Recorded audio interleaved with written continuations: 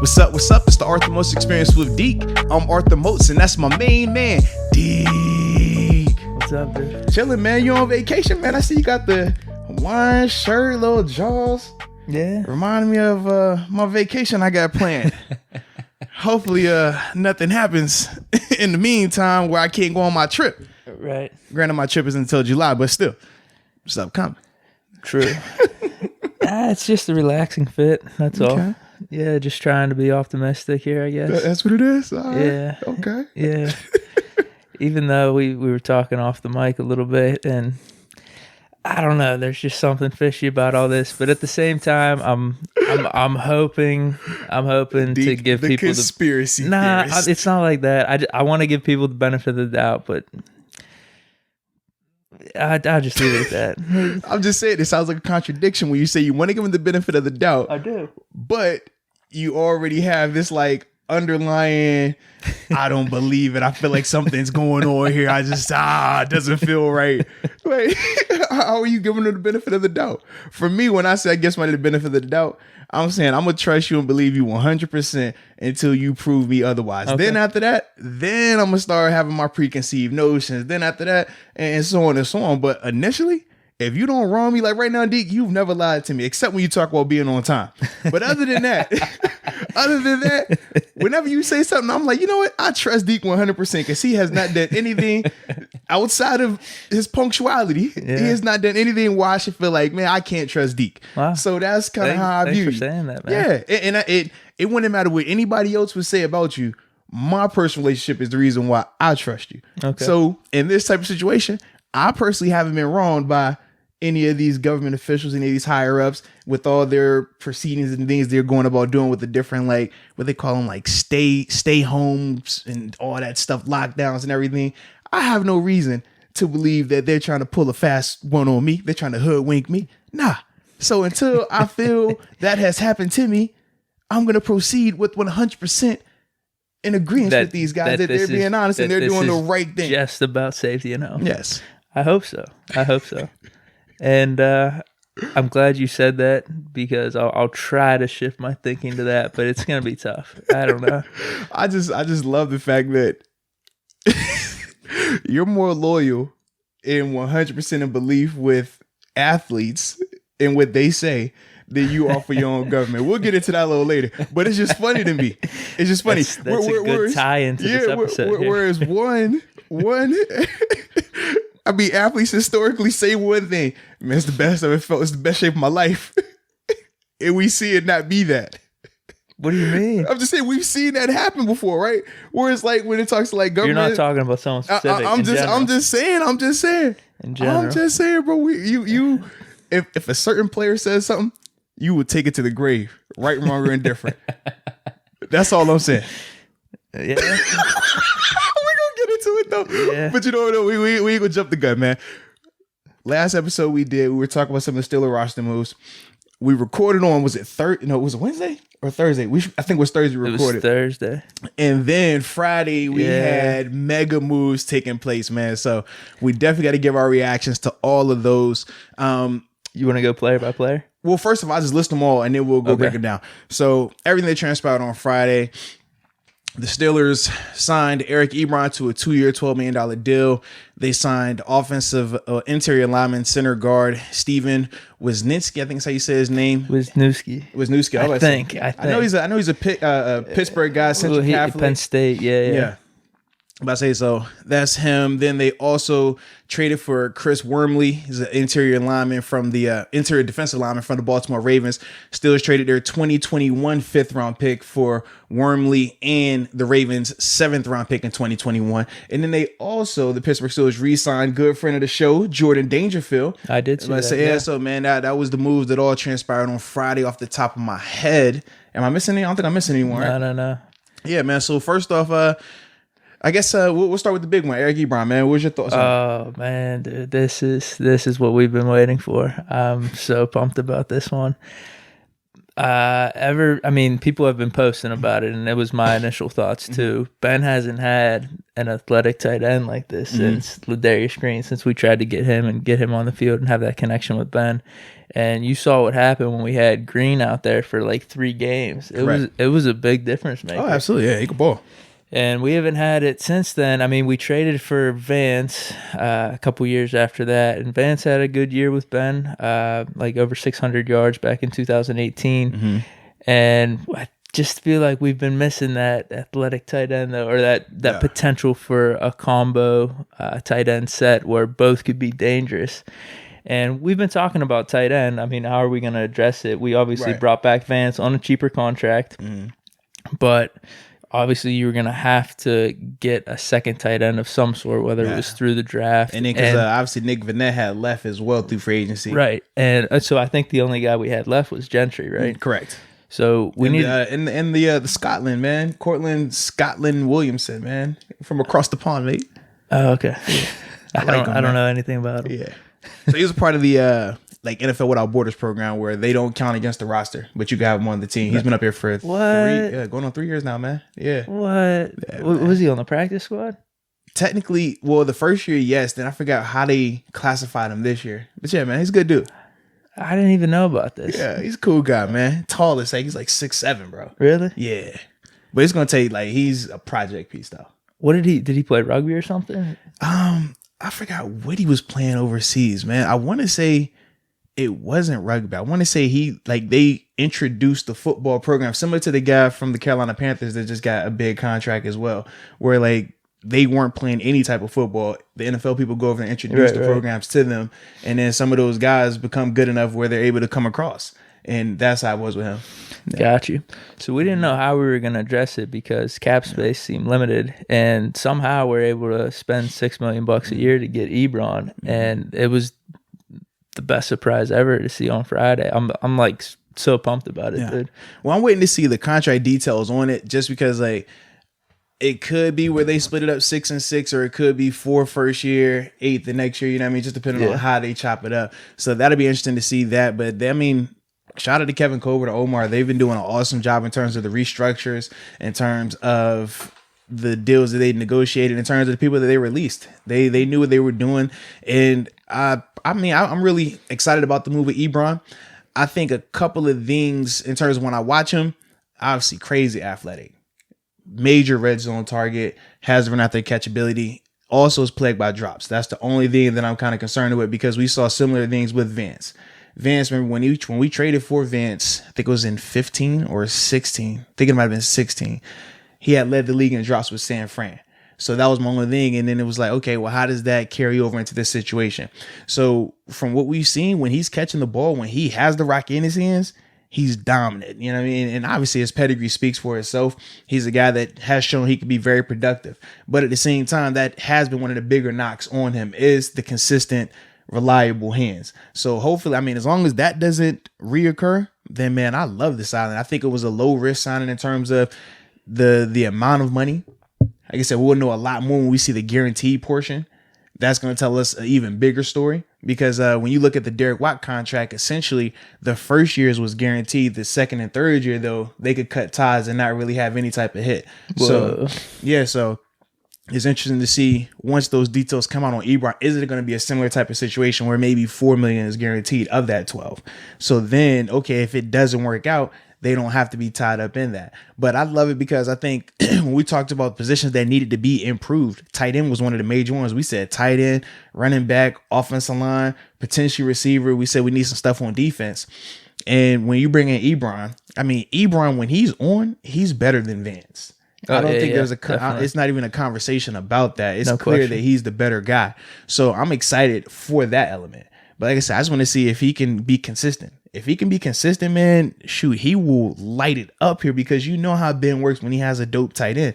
Dude, he hasn't. Obviously, Heath is more of the McDonald mold. Correct. Yes. Where not as fast. Ladarius was the only crazy athlete tight end. Ben's never had that his whole career. He had it for, it was 3 or 4 games. Yeah. And you saw what the offense could be. Man. And then he just was plagued with concussions. It was really unfortunate. And now bringing in Ebron, dude, he's been one of those uber talented players ever since coming out of college. He was able to put it together completely for, I think it was 2018. Even the years before that, though, he was having around 500-600 yards. I think the thing was he'll always have good receiving yards, ton of touchdowns, like especially in the red zone. But it's just always the inconsistency. That's the biggest knock that I've seen. Well, there was that. I think he was hurt a little bit too, and I think they would mix him in with other tight ends too. Which, I mean, obviously, I'm assuming that's what we're gonna do, but still, man, dude, I love this sign. You saw my reaction on Friday. Like I said, it's a huge boost. I'm excited about it. Like I said, for me, I'm just ready to see, okay, does he get that out of his game and keep showing us the good stuff? Because you know how it is right now, man. It's the honeymoon phase. Right now, that signing, we love it. Love it. It's unreal. But if he comes in there and he's not being consistent with his hands, you're gonna be the first one up here critiquing it. You know what I mean? I don't know. Yeah, that's how it is, man. We've seen this, man. Yeah, but if there's certain players I like, then I'm going to give them a benefit of the doubt. I'm just saying, we've seen this before. So for me, I'm just like, instead of me just jumping all the way off the bridge just yet, let me just ease on up here, man. I'm not. I'm definitely not. I feel I know how you do, man. This is unreal. Yeah. See, there's certain things I just want to say right now about our offense and how it stacks up agaest the league. Go ahead, get it off your chest, man. Nah, man, we're good. We're good right now. We'll save that for a later date. Go ahead, man. Nah, I mean, we're looking good. Our offense is looking lethal. Okay. And the draft hasn't even happened yet. So correct. I said this previous podcast, we're already at house money. I was good with what we had to at least win some games and be a really good team. Right. Now we had Ebron. Now the draft isn't even happened yet. Come on, man. Come on. We're looking big time here. And the defense, I like it. Is good, if not better, like we said. And I wanted to say this. I was thinking this weekend, obviously with us picking up Ebron, people are talking about tight ends and Vance and bringing up old highlights and whatnot. I think Vance, he made a smart move by taking that the restructure. Discount. Yeah. Well, because here's the reason. It's actually not about football or about the money right now. It's because he's immortalized in Pittsburgh. I'm serious. If he plays it out in Pittsburgh here, he's immortalized. That stiff arm immortalized him. So if he just sticks it out for a few more years, whatever, until he retires and just stays in Pittsburgh, he's a god here for that stiff arm. He'll be able to make up that money in many ways. All right. You don't think? It's crazy. All it took was one play, but yeah. Hey, man, whatever you say, bro, I'm with you, man. You don't think? I just said I'm with you, man. You are? All right. You just always give me some. Dude, he is. He's immortalized here. It's crazy. All right. So I think part of his decision, so that's why he was thinking long term. He said, man, y'all can take some of these millions back. I got this stiff arm play, bro. I'm straight. Nah, but I'm with you, bro. Here's the thing, though. No, if he was... No, it's not like that. I'm not laughing, man. I'm with you, bro. It's not like that. It's more of if you stack up what his market would have been, maybe he looked at it, maybe it was just, I'd only be making $1 million or $2 million more. Okay. On the other hand, man, look at this long term. After retirement, Pittsburgh, it's going to be something special here. Okay. How many appearances and signings and video. I don't even know what the technology is going to be like. Multiples. He's gonna be set with us Pittsburghers here. He's immortalized. That's stiff. I'm with you, bro. All right, bro. I'm with you, man. I'm with you. Shout out. I'm with you, man. Shout out to the stiff arm. Shout out to Vance, man. I'm with you, bro. Yeah. It's a good thing he did that. Let's just hope that Ebron doesn't become so great here that you forget about Vance now, right? Whoa. Oh, the catch-22. Oh, I'm just saying because he's immortalized until the next guy comes and he does like his thing, and now you're like, dang. He's still. I mean, if he does switch teams or whatever, and he's forgotten about and decides, hey man, I think there's greener pastures elsewhere for my playing career, he still will be. But I think there's something too if he sticks it out here in Pittsburgh. Okay, just saying. Hold on. On a serious note, then. I'm with you, bro. I'm with you. Don't you think we're going to be using multiple tight end sets here? And I would hope so. They're both going to be getting some love. I would hope so. Okay. That's all I'm saying, man. We got 7 back, man. There's a lot to go around. I feel your energy. I'm excited. I'm excited. So then, let's see. Are you done with the Ebron? Yeah. Or good if you are. I was good with him, I'm man. pumped. Yeah. I'm definitely pumped. I can smell it, man. I feel it on you, man. Yep. All right. I love the interior offensive lineman move, man, bringing in Steven. Just because, first off, with BJ Finney leaving, we talked about how they were going to be losing depth, potentially a starter. Obviously, Ramon Foster retired, so that was a starter that was there for 7+ years starting that position. Him being gone as well, it left a void. And we said that you could potentially move Matt Filer to left guard, who was also tendered. But then we said now you're leaving Chooks and Banner to essentially battle it out for that right tackle spot. So you would have 2 new starters in the offensive line, a new position. So a lot of uncertainties with that. But with Steven, he's a guy that has started in the postseason, multiple Super Bowl champ with the Chiefs and the Eagles. So I love the experience he brings. I love the pedigree that he brings as well, but also the competition he's going to bring. So now if you are going to consider moving Matt inside, well, Matt's not going to just get the job. He's going to have to battle for it and prove that he can be a starting guard. But if you're confident and say, you know what, man, we want to leave Matt at right tackle, we got a guy who can plug in right now, who we know can play, who we know can start, who we know can be a key contributor on a Super Bowl winning team. So I love that part right there as well, just in case they weren't all the way sold on Banner and Chooks Okorafor. So I think that's going to be huge. And it was a low risk signing. It was like 2 for $2.3 million or something like that. So, I mean, in terms of per year average, I mean, it's very low. So when you're getting that type of quality player, low price tag, I'm all for that.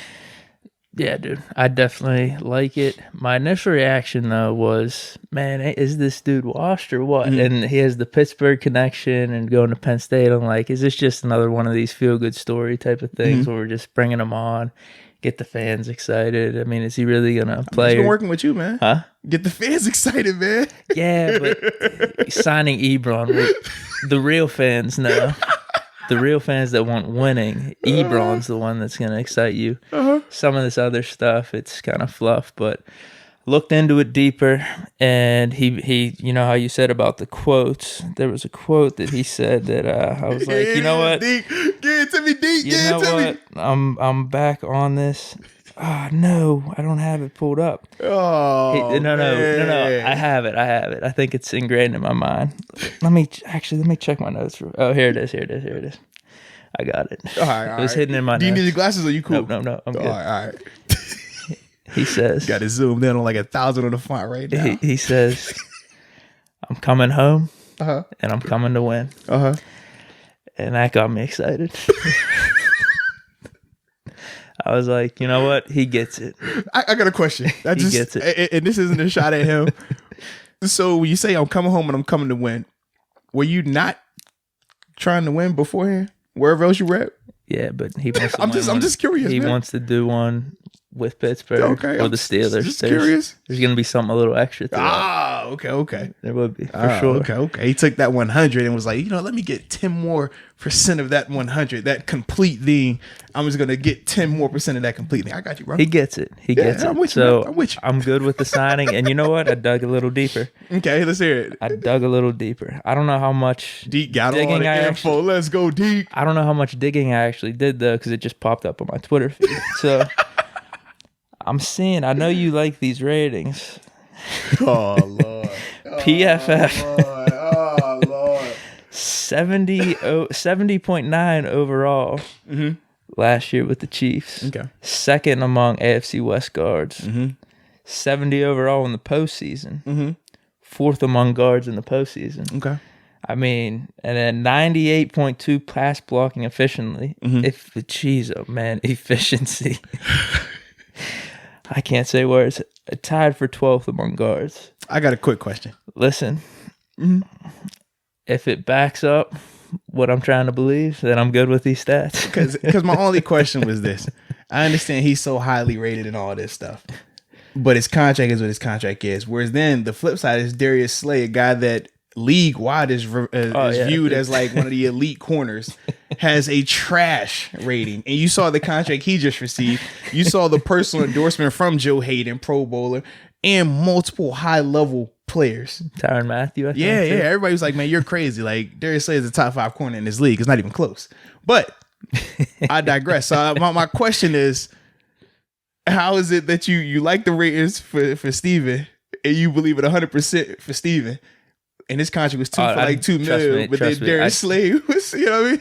I don't believe it 100% because I was just wondering, like you said, there is all that flip side to it where how much can we really be trusted these ratings? I know you've been against them in the past where you're like, come on, dude, like we just laugh at these PFF ratings.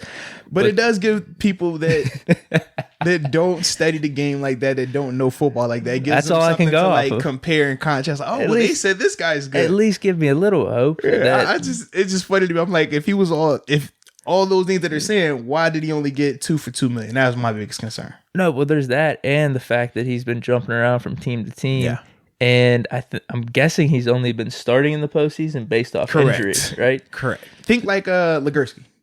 Here's the thing, though. But Legursky, man, he had a dope career, man. Big shout out to him. Listen, shout out. Listen, when you're called upon and you step up and you perform in the big moments, like you said, it goes back to the pedigree, the championship mentality. Like I said, I love all of that. Like I said, man, for me, I just, whenever you throw in a PFF rating, it automatically just makes me like, oh, okay, now we got to break this thing down. And I hate to do it because I actually am pretty high on this signing. I can't stand those ratings. That's all, man. That's fine. Because it's the biggest contradiction. It's the biggest just like, what are we talking about? If I'm comparing and contrast, which player do I want? It's not even close. Mm-hmm. That's all I'm saying. Right. So for me, man, throwing that ranking out, I just personally think, though, man, when you bring in a guy who has played in big moments, you're talking about the playoffs. The playoffs is nothing like the playoffs. I don't care what you do in the preseason. I don't care what you do in the regular season. When you get to the playoffs, it's just a different level of intensity. It's a different level of urgency. He's getting those ratings. Man, leave me alone, bro. So when I factor in those things, man, would you say his ranking was in the NFL? 12, right? No, I think they just said for pass blocking efficiency, just the pass blocking. I would love to see like where DeCastro ranks, and then we could compare and contrast who we'd rather have. Just out of curiosity. Wait, did you look that up at all? No, I'm just asking. That would be interesting. Oh yeah, dude. Listen, you're not gonna. I'm just saying this, man. Stop bringing the weak ratings in here, bro. That's how I feel about it, man. I hate them. No, I don't hate nobody. I just don't. I'm not a big fan of the ratings. No, I'm just messing with you, dude. I know you are. I'm not a big fan of the ratings. I'm messing with you. It just gives me a little hope. That's all. I got hope for other reasons. But I think there's fans that come out there with even bigger hope because of it, though. Yeah. Oh, absolutely. Yeah. But once you break it down and say they have Darius Slay ranked where they have him. Yeah, that was trash. Like, what are you doing? Are y'all crazy right now? I don't know. I really don't know. So we're both good on that signing. We are. Okay. We are. I like that a lot, though, man. All right. What about the Chris Wormley? It was weird, man. A Baltimore Raven trade. I'm like, whoa. Hey, what are you doing here? You know what I mean? And then it's like, who's got the upper hand? You're right. Who knows what they're doing? And then it's like we're over here watching. I'm watching the tapes on him, like trying to see. Like, let me like really watch the dude to see what type of player he is, body type, and all that. I'm like, oh, this is Ravens, and like you see a highlight, and he's like playing against the Steelers. And you're like, whoa, hey, I don't know how I feel about this right now, man. But good player though. I think he's definitely a good player, young guy. I know some people were saying that he could potentially play nose guard, or nose tackle to replace Hargrave. That's not happening, not consistently. He's just not the body type for that. He's more of the Cam Hayward type body type. So I definitely think he's a good athlete, though. It was productive. It's gonna be interesting to see how he's used here, though, obviously with Tua coming back. But the thing is, on the D-line, they rotate, so he's still going to see snaps. He's still going to have that chance to have impact. I just think that when people were assuming that he's going to go right in and start as a nose tackle, I don't see that at all.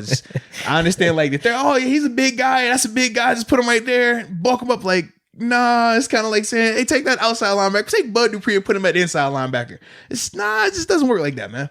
But I do think he can be productive. He plays with great pad level. I love his hand usage. Also, oddly enough, like even when he's getting blocked, he's still very active in terms of swatting passes. Think about like J.J. Watt. Like he has a lot of that on his tape. So I definitely thought he was very ball aware. So just seeing all those things definitely made me encouraged. Obviously, he was playing on a top-notch defense in Baltimore. So I'm like, man, if you can start for them, if you can make plays for them, then, hey, you're coming to a defense that we felt was better. You know what I mean? Now, you can have a conversation if you're in Baltimore who you think is better, but we personally feel we're better.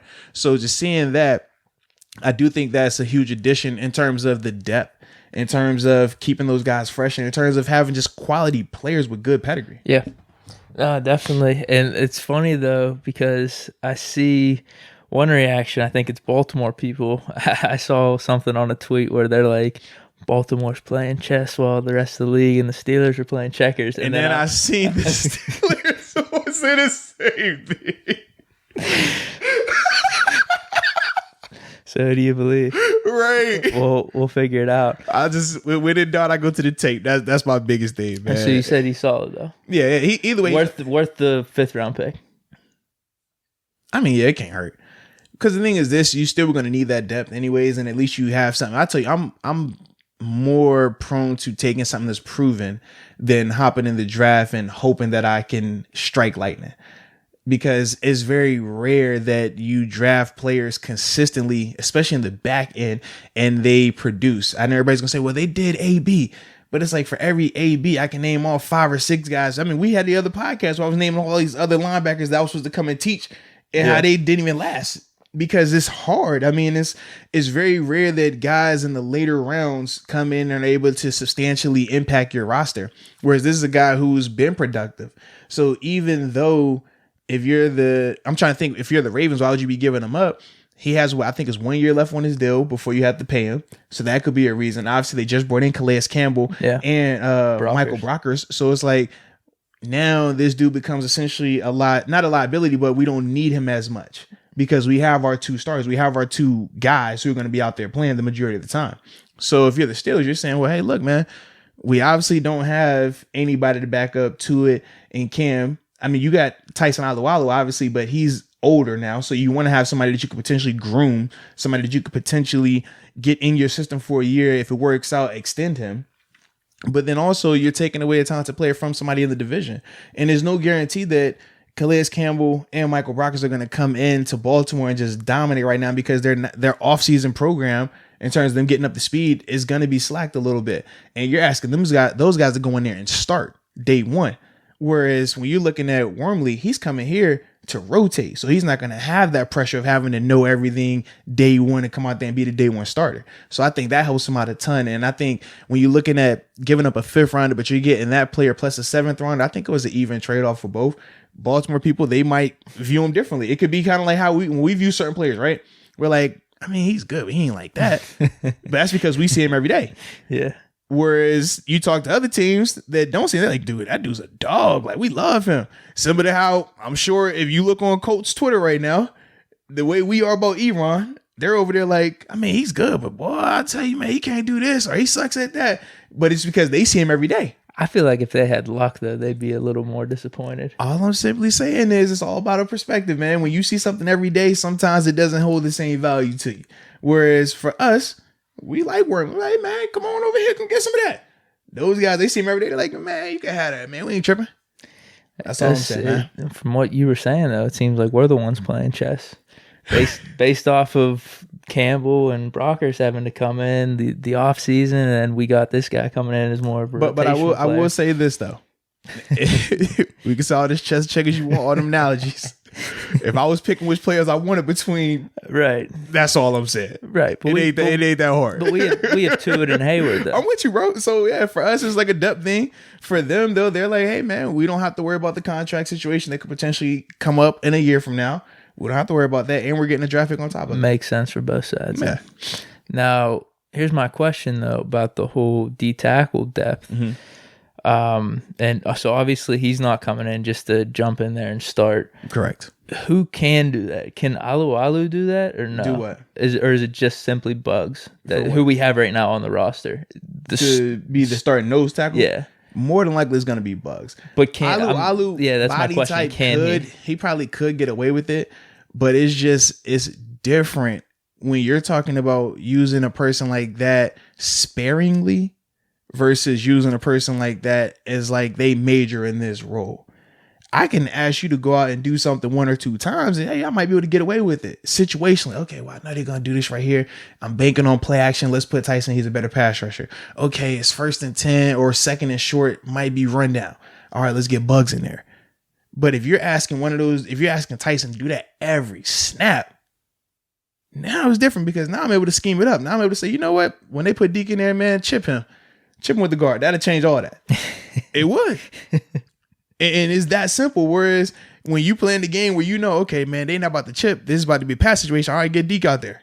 Yeah. Like, you see what I mean? So just in that regard, it's a little different. Bugs is probably the one who you can put out there every snap, but that's going to depend largely on his work ethic right now, because I told you that was always the knock on him as well.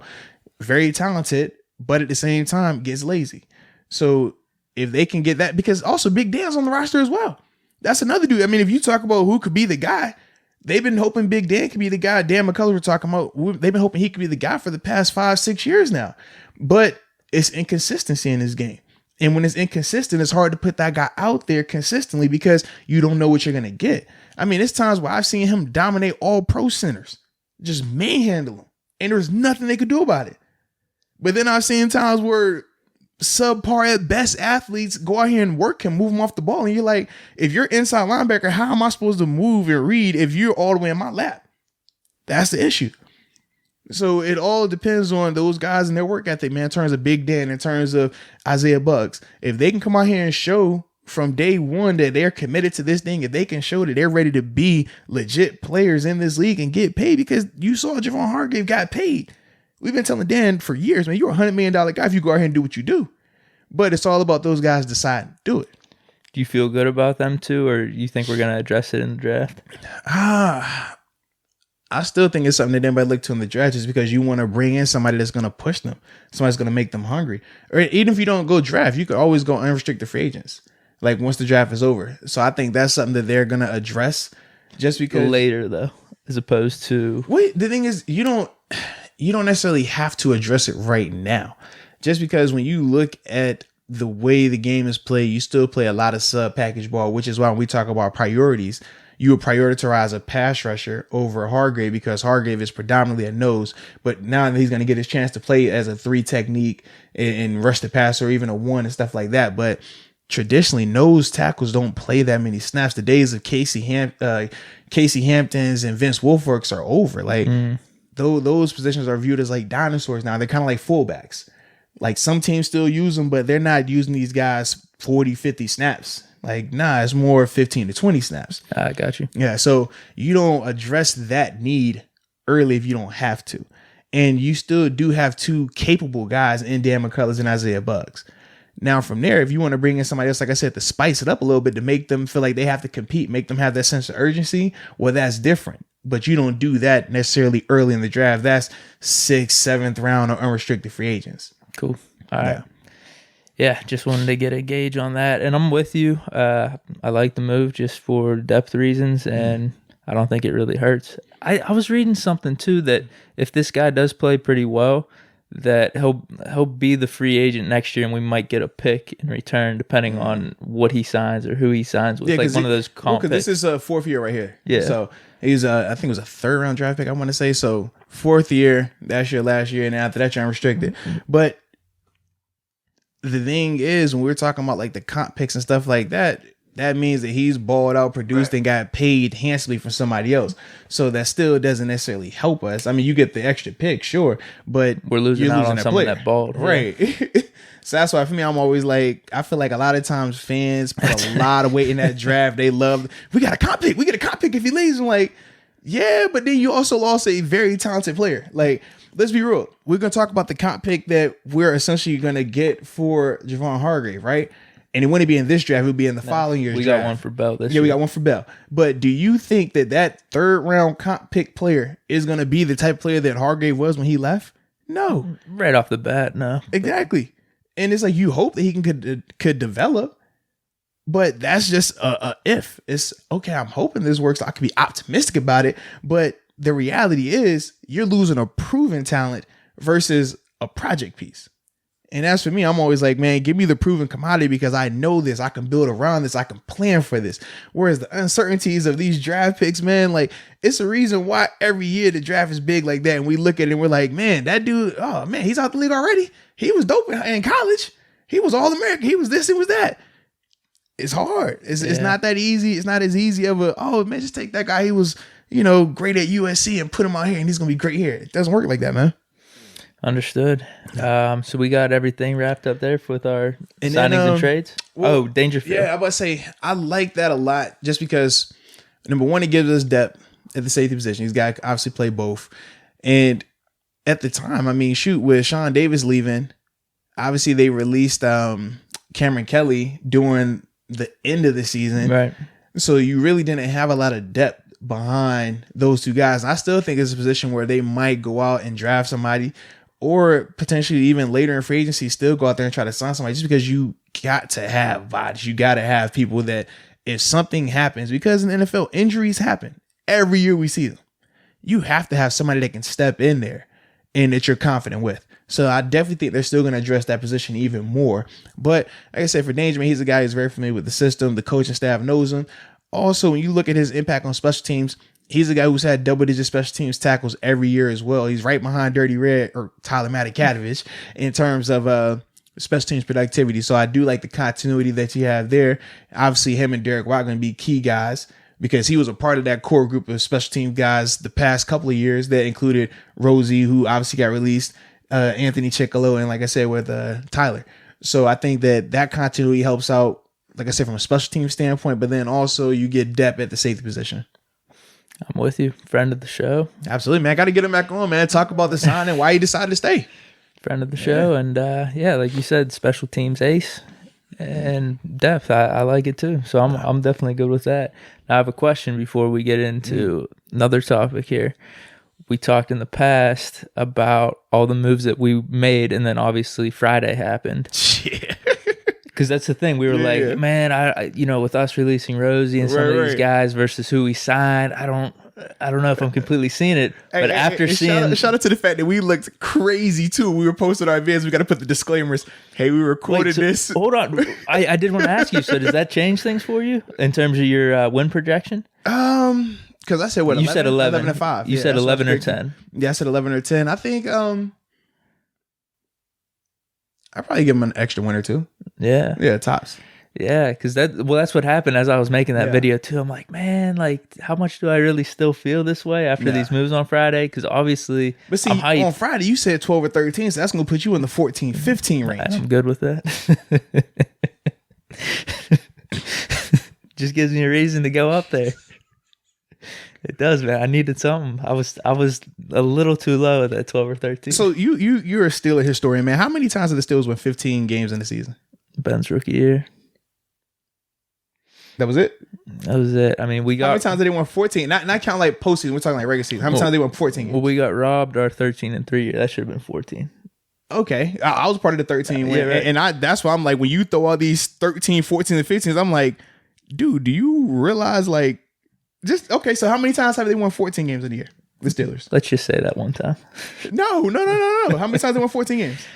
I mean, outside of the 15 in 1 year, I don't know. How many times they won 13 games? I know. Like I said, we got the one I was with. We might have to go back to the 70s for that. Yeah, so we got the one that I was in the Ben Roethlisberger era. Then there we go. Yeah. So I know we got the 13-year season, 17. We probably got 2 or 3 where we were at 12. I was a part of a 12. I was part of a 13. A couple more at 11. I think I have 2 12s. So I'm trying to think. I might have had a 13, 12, 12, and 11. Outside of this past year, I think we've only been 8-8 3 times, then the 9-6 in 1 year. Outside of that, it's all been 10 and plus. 10 and plus meaning like 10 or 11 or 12. Right. And not a lot of 13s and 14s and 15s. With the 13-3, yeah. So so I just want you to understand, like when you just throw out this 15s and 16s and 14s, I'm like, bro, when I was here my 4 years, right? When we won them 13 games, when I tell you that was like the perfect storm, the amount of stuff that was going right, the amount of game-winning drives, the game-winning stops, the field goals, like everything where it was working right, and we still lost 3. It was a gritty team. so for me, when you just sit and you just sit here like, oh yeah, it's 14, 15, I'm like, bro, and we were stacked. You look at, tell me which offense would you take, the Killer Bee offenses or the offense that we're going to have next year?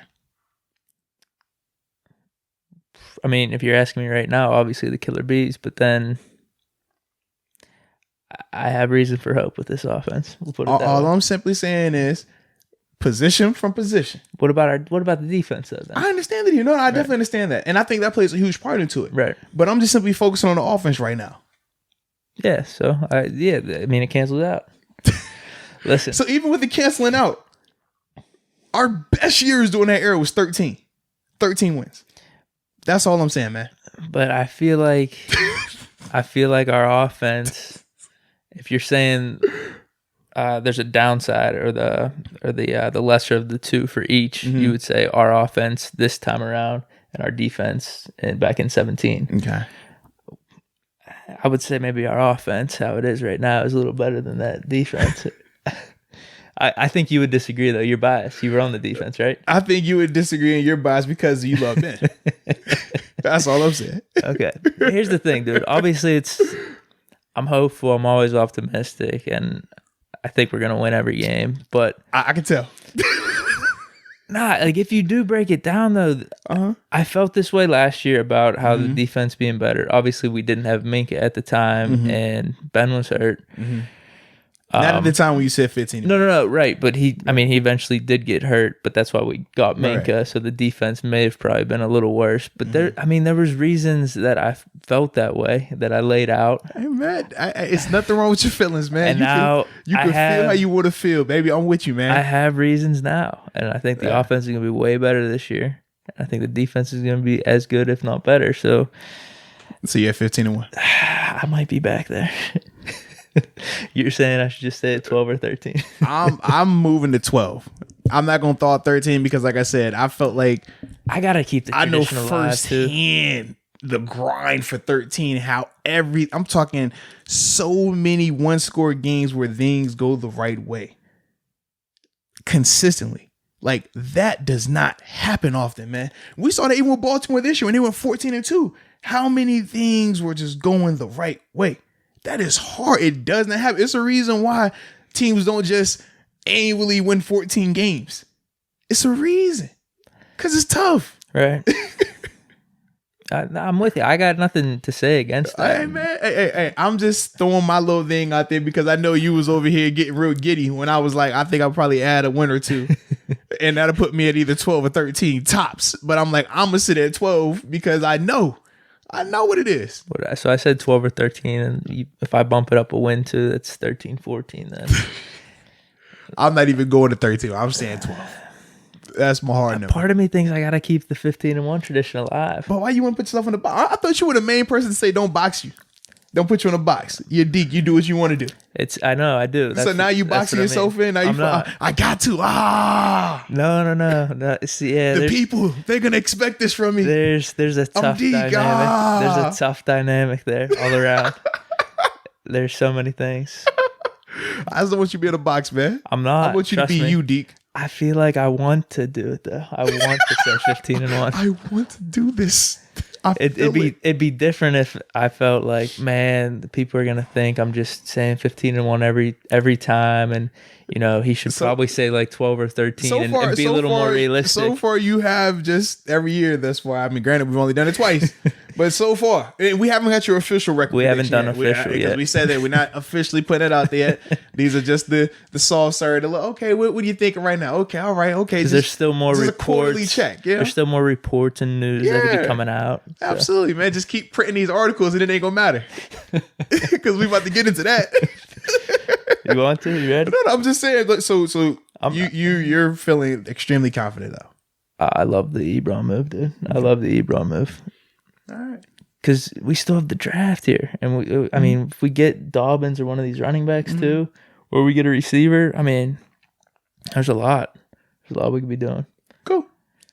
What? Cool. I'm just saying, man. I'm with you, bro. Oh, you definitely are. I know you are.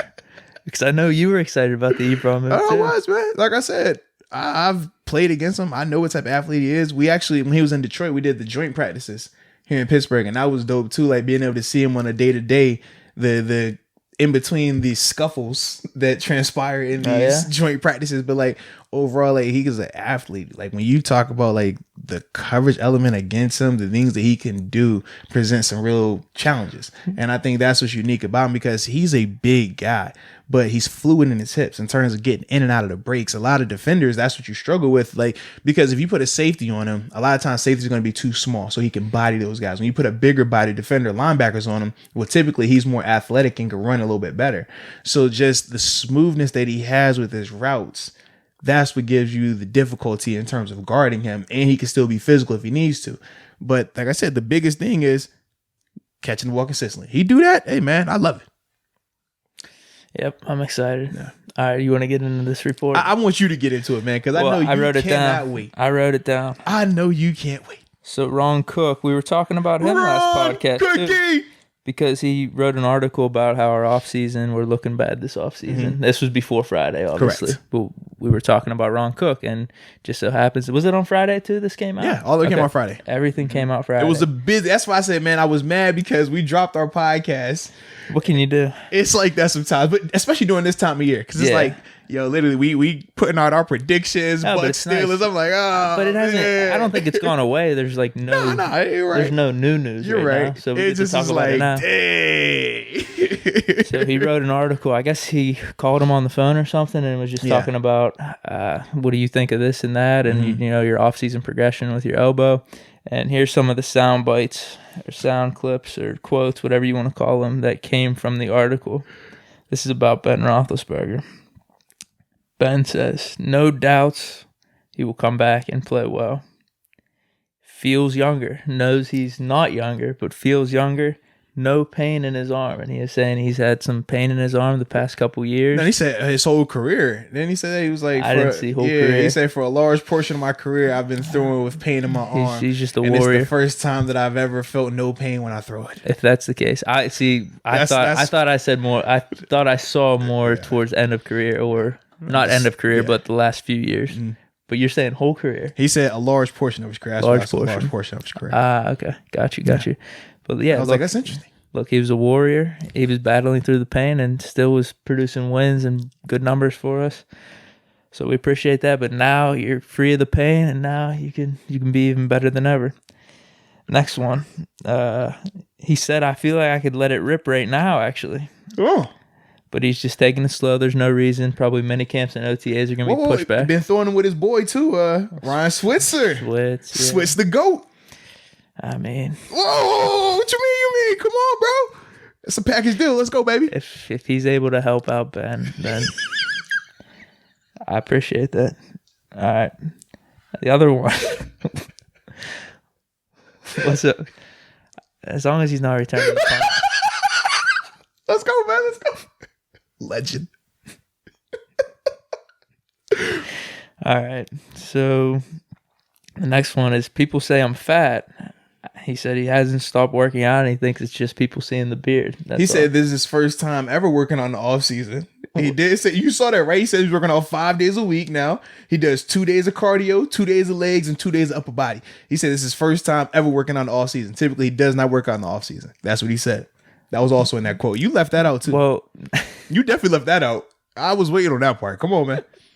No. So that's what he said. That's a direct quote. If it's not broke, don't fix it. That's been his strategy. But now he's working out though. Yeah, but then at the same time, it doesn't hurt. If it's not broke, don't fix it. It doesn't hurt to switch it up. I mean, the elbow, dude. The elbow thing. That's like he said he never would work out on the off season, and now he's like working out 5 days a week. Yeah, but the elbow is something that it gets you refocused. We talked about that. How it could be like a mental refocus. I'm just simply reporting the news. You left out a fact. I wanted to make sure you remember that fact.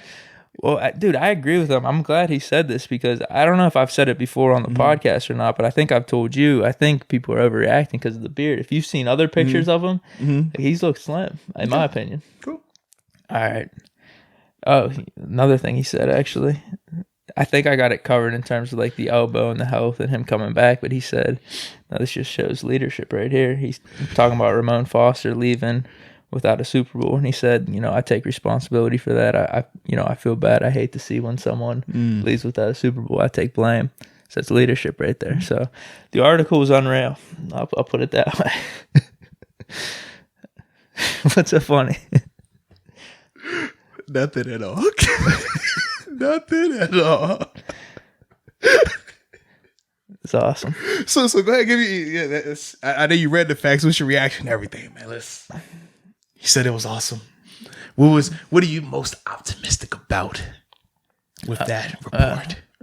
Shout out to Ron Cook, dude, man. that he's feeling no pain and that he feels like his arm's going to be better than ever, and he has no doubts about coming back and playing well. Mm. I think that answers some questions right there. Okay, I like it. You don't think? I just said I like it. I'm with you, bro. I'm with you, man. Are you still cautiously optimistic? I'm always cautiously optimistic when it comes to anybody recovering from injury. Okay. Period. Okay, that's fair. But dude, I mean, this is amazing. This is awesome news, in my opinion. Okay. Dude, if he's saying he's been playing with some pain these past however many years, and now he doesn't have it and feels like he could let it loose right now. I'm with you, bro. You ain't got to sell it to me, man. You sell it to the listeners, man. You ain't got to sell it to me. Okay. I don't feel like that's the case. What? I feel like what I'm saying is just you're just taking it with a grain of salt right now. Probably how you're treating the article too, then. For me, like I said, I'm a wait and see type of guy because I've seen numerous years where regardless of if it's a high profile player or if it's a young and up and coming player, when it's this time of year, they put the reports, I'm in the best shape of my life. I've never worked this hard. I've never been so motivated to win. I want to do all this. And I'm telling you, this is our year. And then the season comes and you're like, dang, because your expectation was just so high, it became unrealistic. So for me, I'm like, man, if I stay here with it the whole time and he gives me that, well, now it's going to exceed my expectations. I'm going to be even more happy. Whereas if I come out here with the expectation that he's supposed to be 5,000 plus, 30 plus touchdowns, single digit picks, and he comes out and he doesn't give me that, well, I'm going to feel let down. I'm definitely feeling that, though. Yeah. I'm not going to be let down either way. Okay. It's just house money for me. I'm not going to be let down because if he does all that stuff, I'll be like, you know what? I told you so. We all told you. Like, we knew. We believed in Ben. And if it's the opposite? It's the opposite. They can't happen. So I'm just simply saying if it was, though. It's not going to happen. I'm not worried about that. So in sports, people don't have bad seasons. That's what you're telling me. It's not going to be this one. I just asked the question. In sports, people don't have bad seasons. It happens. So occasion. If it were to happen, it's not his fault. Wrong routes, penalties. I don't know. There's a lot of things that could happen. Now, if only you could take this same thought process when it comes to this coronavirus, we'd be in a better place now. We've come full circle with the podcast. That's all I'm saying, man. Coronavirus, conspiracy theory. I don't believe anything. What's this? Man, it's the plan from the man to hold us back. You know what I mean? They trying to put us back in shackles, baby. Ben say this, hey man, this is gospel, man. I don't care what happens, man. This is gonna happen, 100%, 1,000%. Take it to church. I'm going off history though too. He's outside of his. Let me think. It was after the first Super Bowl, the motorcycle accident year. Okay, dude, he's had great seasons, so I don't see why not. I'm with you, bro. Now the degrees of which season better than another, that's always debatable amongst friends. You know, you could have that. Go around the coffee table. I don't debate Ben Roethlisberger with you. I don't do that. You can go around the coffee table and debate what seasons is best and what. I mean, you could have that conversation, but he's always had great seasons outside of that motorcycle. All right, man, and there's an argument there where that might be a little overblown too, because I think there was 2 or 3 games where he had perfect passer ratings in that season. All right. There was 23 picks though. I just love how you casually be leaving that stuff out. Like, what? When are you gonna say it? What are you gonna say? I'm just over here waiting. Like, is he gonna say it? Is he not gonna say it? Is he gonna say it? Is he not gonna say it? Maybe. Nope. Oh, okay. He's gonna say everything else out, and then he just casually throws. He might have had 23 picks. Like, what? You don't just casually throw that out there. Like, what are we talking about, bro? I mean, it was a tough year. Motorcycle accident. No, I'm with you 100%. Like, the fact that he was alive. Yeah, that was the biggest thing. Like, I wasn't on the team then, but I talked to guys who were on the team who were close to him, and during that whole process, they did not know if he was going to make it or not. It's crazy.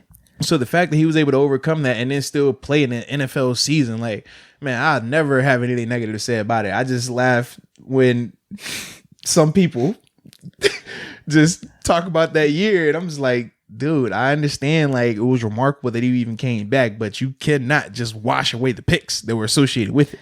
But you could see there was progress in him becoming more of like the quarterback, even with those picks. Like you could see it because the next year, bro, I'm not tripping, man. Next year is when I know you are the Ben Roethlisberger spokesman. I got that. Yeah.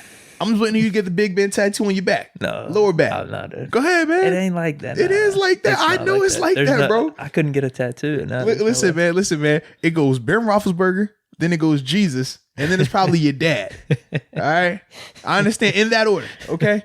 So I'm never going to have a debate with you when it comes to Ben because I know how you feel about Ben, man. You probably appreciate, though, getting some of the history, though, some context about stuff. I'm with it, bro. Yeah. I'm with it, man. Listen, 7 can ball. Yeah. My best quarterback I ever played with. Yeah. I'm never going to have anything negative to say about him. Great dude. He can ball, period.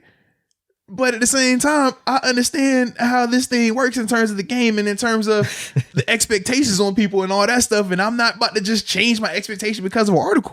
That's all I'm saying. It didn't really for me. I mean, man, when that article dropped, I started to text. I said, I don't need to text Deke. Deke already seen this. Deke over here jumping for joy. No, what I mean is I don't think it changed things. I've kind of felt this way. No, you came in on a whole nother energy today. You think? Yes. All right. Well, yeah. Every signing was better because of the article with Ben. True. If that article doesn't come out, you're not feeling that way about all these other moves. That article comes out, you're like, bro, dude. Hey. Ebron definitely. Dude, I don't care what you Ebron definitely, dude. Ebron definitely. Mm-hmm. I mean, I've been feeling good about the whole recovery process in general. We know you've been the I can say you're the spokesperson. Yeah, I guess this took me up a notch for sure. It definitely did, without a doubt. It did. Those are like all the things I wanted to hear. Everything. I'm with you, bro. All the things. So I'm with you, man. I guess it goes back to us talking last podcast about relaying information like these companies with the coronavirus. Just give them something. This is what I needed. This was the something I needed. So I appreciate Cook and Big Ben for that. Hey man, but on a serious note, man, shout out to Ben. I did like the message that he delivered on Steelers social media where he's telling people to do what? What was it telling people to do? Stay in. Say it again. Stay in. And wash your hands. Make sure that that you're spending this time with your family, different things you can do. He obviously had his wife and his children up there talking about the different activities they like to do. Shout out to Ben for that, man. Why do you think I've been staying in, man? I'm listening. I'm not listening when the governor says it, when the mayor says it, when the president says no. But when Ben says it, all right, listen, all right, you got me out. I'm just messing with you. It was funny though. It was a good message. I did like the beard though. The beard was dope. Hope he keeps it.